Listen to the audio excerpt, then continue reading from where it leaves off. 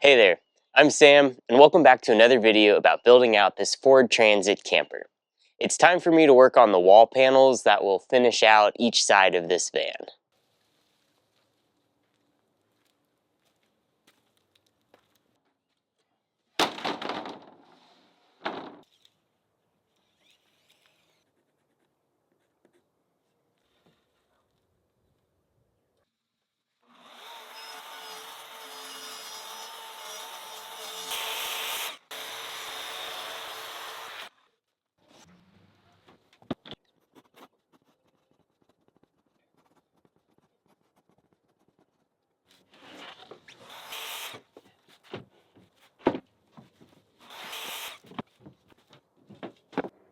So I got all my panels cut roughly to size. And what I mean by roughly to size is I planned out each of the panels and where I want seams to be. And then I cut them so that I have an inch or two extra, and then as I put each one up, I'm going to trim it to its exact fit. It may look like there's a lot of separate small panels here versus a fewer large ones, but I think once they're up and then once the cabinets are in later, that'll make more sense. I'm using 1/4-inch plywood for these, and later they're going to get covered in upholstery with a little bit of foam underneath that. And because they're going to get upholstered, the exact type of plywood doesn't matter because you won't see it. I went ahead and got Baltic birch plywood for these panels just because I like it, but really any decent 1/4-inch plywood would work just fine for this.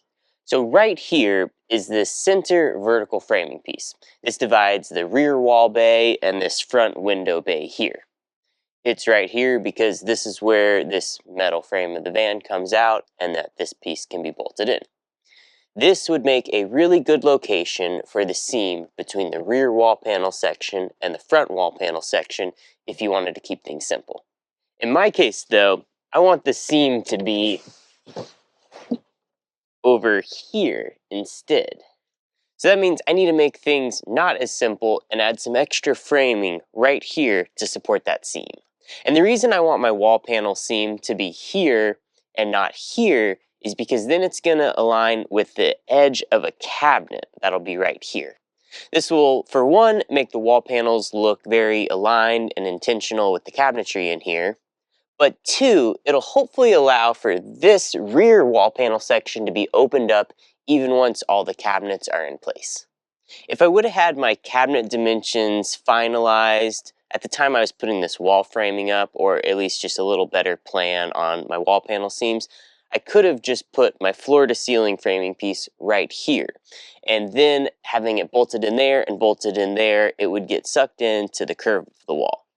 Since I didn't do that, I have two options now. I can either fill in some framing from right here to right here, but if I do that, I'll need to make the pieces bent or curved to match the curve right here of this framing piece, which aligns with the curve of the framing in the front and back because it's just kind of the natural contour of the van. The second option is I can cut out the framing right here, and then I can bolt a longer piece in that goes from the floor to right here. And then when it rests against the metal here and screws into this piece, and then when I bolt it in right here, that should suck the piece in so it forms the same curve that this piece has. That option feels a little more invasive since I gotta kind of cut through some of this framing, but I think that's what I'm gonna go with. All right, let's keep building.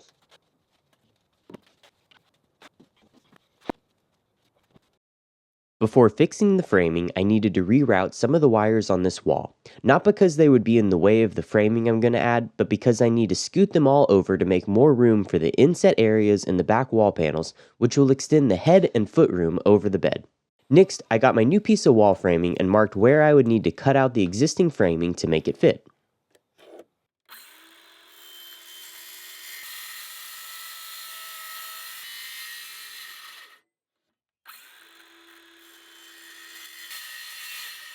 I set the blade depth to be just a hair short of the full thickness of the plywood so that I wouldn't cut anything behind it or catch the metal with the blade. And then I used a mallet to break away the section.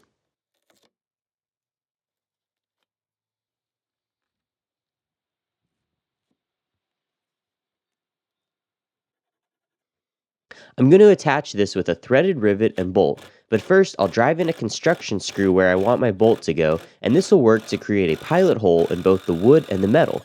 This makes it easier to make sure the hole in my board and the threaded rivet location in the metal are lined up in the same spots. So here's how the new piece will look. At the top, it'll connect to the framing above with pocket hole screws. Next, I repeated all this on the other side. All of this extra work would not have been necessary if I had just located vertical framing pieces here in the first place, so it really was a bit of a planning issue. I thought it'd be worthwhile to show how I'm adjusting and adding to the framing though, because the way I'm connecting these new pieces with bolts to the wall and pocket hole screws to the surrounding framing is an example of how the wall framing is constructed as a whole. Next, I drilled out the holes for my threaded rivets in the locations of my pilot holes. On this side, I need to not hit the wiring behind my drilling location, so I used a chunk of PVC as a depth stop on my drill.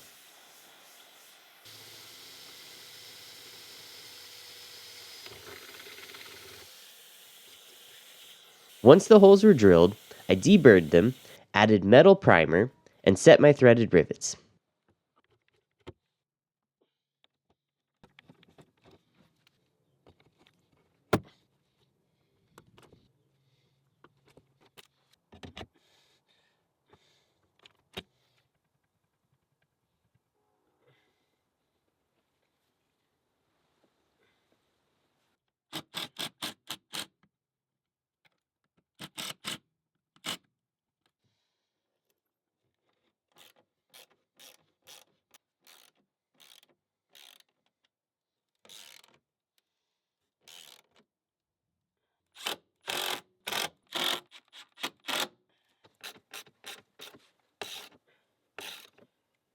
Now I was ready to hang and fit my wall panels. I cut some strips of wood that I could rest my wall panel on and leaned these against the wall and set my wall panel in place. I'm going to describe the process of fitting the panel in place in more detail on the next panel because it's a better example. But on this first one, I marked where I needed to trim on the left edge for an even fit against the rear pillar, and did the same along the top where it meets the bottom of the cabinet. Then I walked the panel back outside to trim those edges.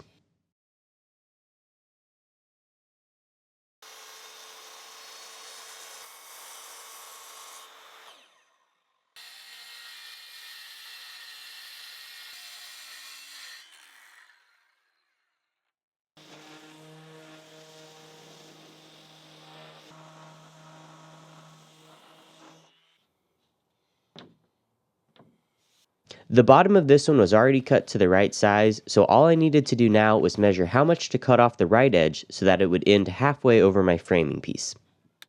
I then tacked the panel in place with some short screws. I wasn't very careful with where I placed these, as these are just to hold it for now, and after it's upholstered, I'll mount it with screws in more intentional and even placements. Next, I set up to fit the driver's side front panel. This one is a more challenging panel to fit due to the curved area at the top right corner. This is the scribing tool I use the most. It's simple, but just the right size for most work in vans.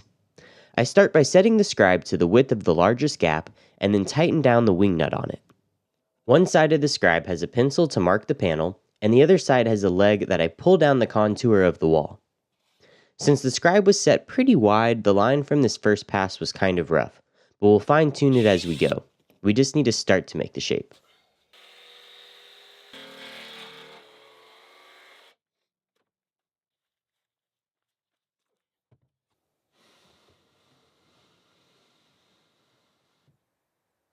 After cutting out the top corner, the panel is already fitting much closer. Now I scribed the profile of the wall down the rest of the panel. I trimmed that section and then tested the fit again. Alright, so I did my initial scribe and then test fit it and then scribed it again because it was hitting at the lower part and then did another test fit. And it's a little closer, but I still need to do another pass and get it so it fits all the way. Like here it looks pretty good. There's still kind of a gap, and then further down it needs some more fine tuning. I usually find that when scribing pieces to fit like this, often it just takes a lot of fitting and test fitting and trimming off a little more till you get it just right. Because of that, it's helpful to have extra board on the other end. And so in this case, the other side of this board is long by like quite a few inches past where it needs to be. And I intentionally had cut this one long so that as I was getting it to fit here, I didn't need to worry about cutting too much off. Once I get this end to fit, then I'll trim the other end to line up with my other panel. Also, after my first scribe pass, I managed to misplace the scribe I was using, so I had to grab this one, which is a little bigger. I don't like it as much as the other one, but does the same job. Again, it's just an adjustable compass basically with a pencil attached to it. When scribing something to fit like this, there's a couple of tips. So first is you set your scribe based on either how much you want to trim off or just wherever the biggest gap is. So like right now, the biggest gap I have is right down here. So I'll set the scribe to be that width and then I'll scribe the whole way with that. The next most important thing is to keep your scribe level as you move it down. If you start, at an angle here and then you flatten it off here, you're not going to be scribing that equal distance that you need to trim for it to fit. So you either want to keep it level the whole way, or if you start with it at an angle, you just want to keep it at that angle the whole time. That's probably harder to keep track of, so I usually just try to keep it flat the whole way.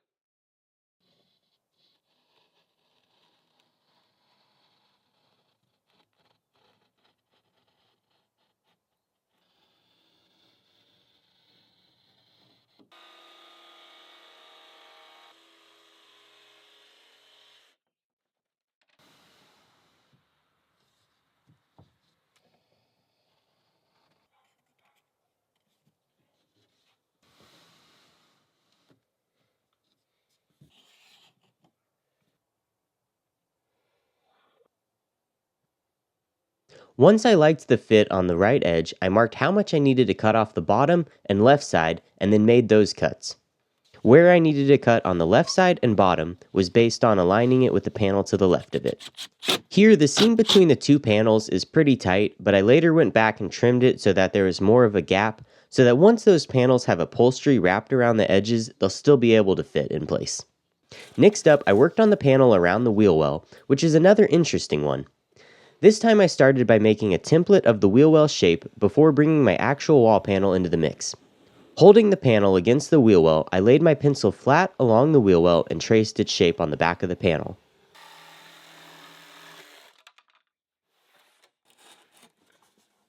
The initial fit was close, but I marked where it needed to be adjusted further.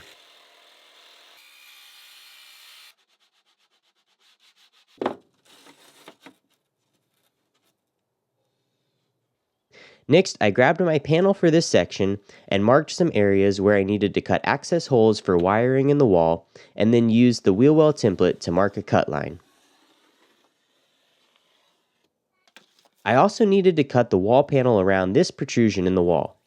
For this, I made a cardboard template that'll make it easier to transfer the cutout location onto my panel.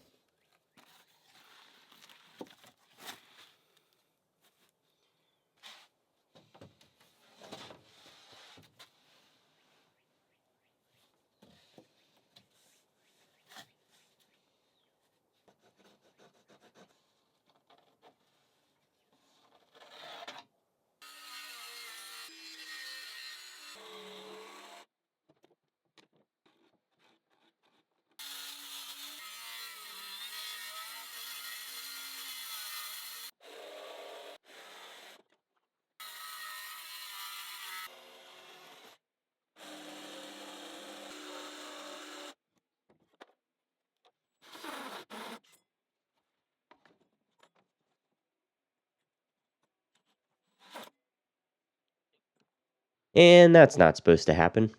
What is good practice with hole saws, though, is to start drilling your hole from one side and then to finish drilling it from the other side, and this prevents tear out as the bit punches through the other side of the wood.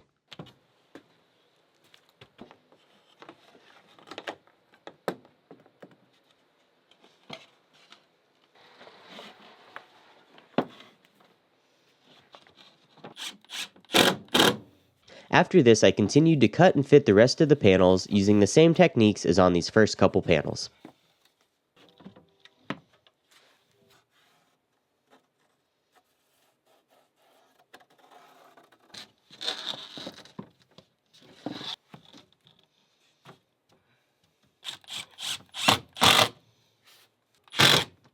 For really tricky areas, it can be helpful to make the piece out of cardboard first before using your plywood.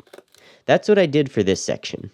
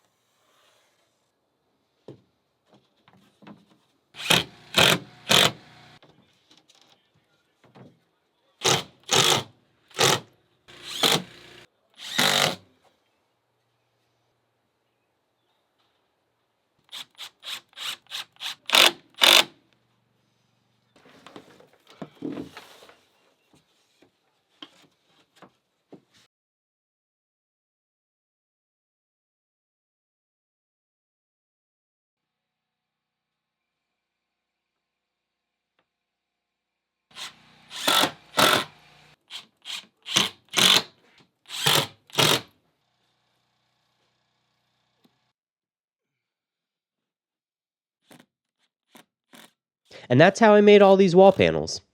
In the next video, I'm going to cut holes in the rear panels and make bumped out areas so the bed has extra head and toe room. Stay tuned for that. Thanks for watching, and see you in the next one. Bye.